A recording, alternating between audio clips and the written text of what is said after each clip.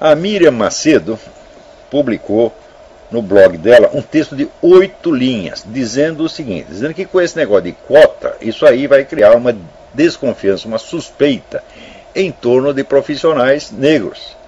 Porque você vai pensar, não, esse doutor aí, ele é da cota, então se o cara é um dentista, é médico, então você já vai ficar desconfiado. Quer dizer, antes não fazia menor diferença, podia ser preto, branco, amarelo, azul, né, verde com bolinhas, você não ligava, tá certo? O que interessava era a competência, mas agora o sujeito já vem com o cartaz, sou da quota, né?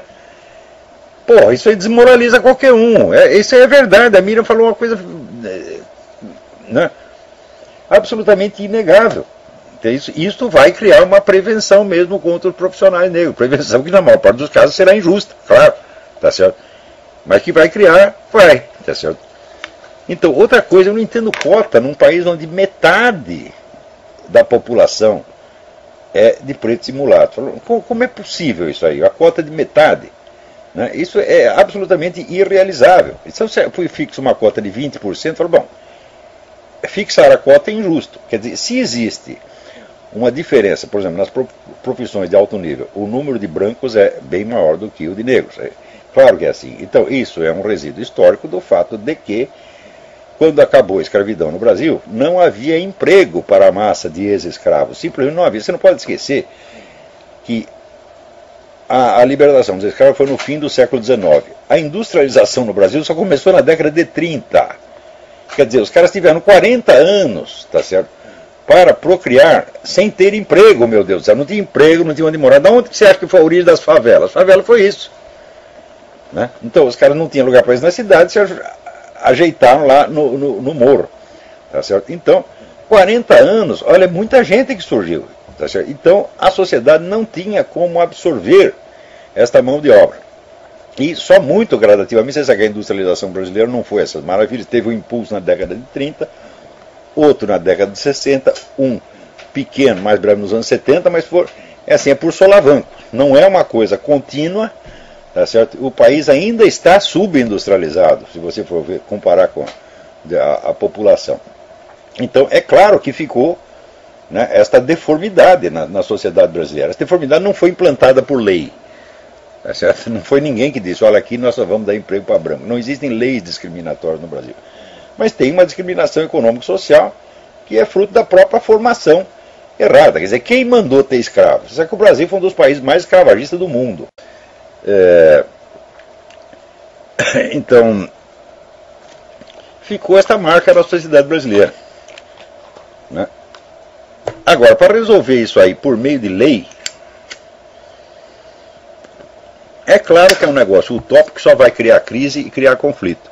Só tem um jeito de resolver o problema como foi resolvido aqui.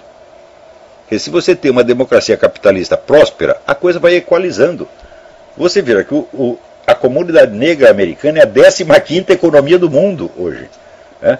Não há mais diferença socioeconômica nenhuma entre negros e brancos aqui. Agora, o problema é o seguinte, o problema é que quanto mais eles sobem na vida, mais revoltados eles ficam.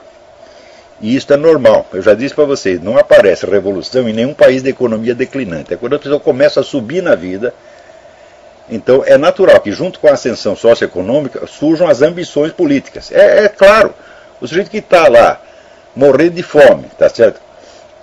Sem comer faz 4 dias, ele vai pensar, eu quero ser vereador, quero ser governador do estado. Ele vai pensar uma coisa dessa, pô. Né? Agora, de repente você está bem na vida, você tem lá 4, 5 filhos na faculdade, você pensa, meus filhos podem ser governador, podem ser presidente da república. Né? Então, é a ambição de poder que cria os conflitos políticos. Se não há ambição política, não há conflito político. É a coisa mais óbvia do mundo. Então, você veja, os países que tiveram revolução, como por exemplo a China, a Rússia, a França, eram todos países que estavam prosperando muito, estavam crescendo muito. O crescimento econômico cria por si o desequilíbrio político, isso é inevitável. Tá certo? Então aqui também, os negros aqui, eles ficam revoltados, não porque eles estão mal, mas porque eles querem mais poder. Né? Então já fizeram o presidente da República. Não, também não basta, nós queremos fazer todos os governadores, todos os prefeitos.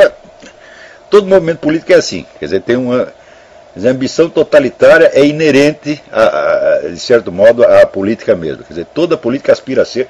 Você tem um livro interessante, Filosofia Política, do Eric Weil, né, em que ele diz que toda proposta política, em princípio, é universal. Se você aparece com uma ideologia, toda ideologia tem ambição universal. Isso é inevitável. Então, aqui nos Estados Unidos, o conflito racial que existe não é de ordem socioeconômica, é de ordem puramente política e cultural. Agora, o conflito que está surgindo no Brasil é um conflito imitativo, que surge quando as altas esferas decidem copiar, né, as táticas do movimento negro dos Estados Unidos e adaptam numa outra circunstância social completamente diferente, sem saber o que vai dar. Quer dizer, em primeiro lugar, é macaquice, é a mania de brasileiro de copiar o que os americanos fazem. Isso aí já vem desde, vocês leiam lá a Ilusão Americana do Eduardo Prado, já está lá. Agora, a esquerda copia os americanos igualzinho. Né? Antigamente a esquerda falava mal dessa macaquice, porque era a direita que copiava. Agora a própria esquerda copia. Quer dizer, não é a questão de ser de esquerda ou de direita, é a questão de ser brasileiro. Se você é brasileiro, tá certo? Você é um macaqueador compulsivo, tá certo? Então, esta consequência que a Miriam está assinalando aqui é absolutamente inevitável. É de criar um preconceito contra os caras porque eles são os homens da cota. Agora, por ter escrito isto, ela recebeu, né, e-mails do seguinte teor. Né, sua racista filha da puta, você não tem noção de humanidade. Né, seu preconceito é vergonhoso. Se você não estiver com medo de sair de casa, é bom começar a ter.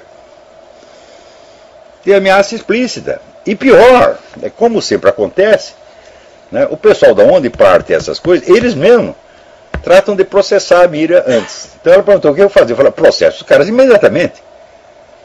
A melhor maneira de você não ser processado é processar antes, porra. Né?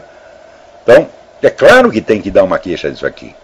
Tá na delegacia de crimes de internet e pronto.